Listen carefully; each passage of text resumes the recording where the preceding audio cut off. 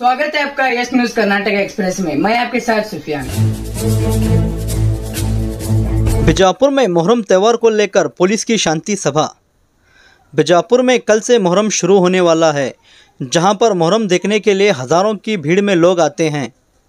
इसी कड़ी में शहर बीजापुर के गोलगुम्बद पुलिस थाने में सभी हिंदू मुस्लिम धर्म के मुखंडों को बुलाकर सीपीआई मल्लैया मडपति और पीएसआई मोहम्मद तौसीफ सर के नेतृत्व में मुहर्रम फेस्टिवल को शांतिपूर्ण तरीके से मनाने को लेकर शांति सभा की गई।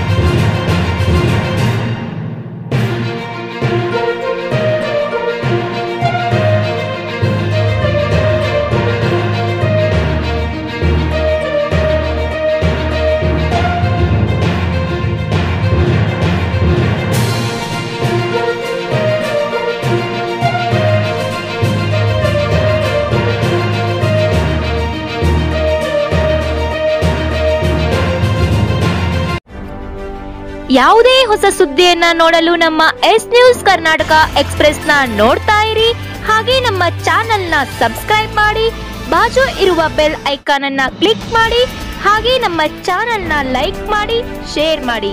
ನಮ್ಮ ನಡೆ ಸತ್ಯದ ಕಡೆ.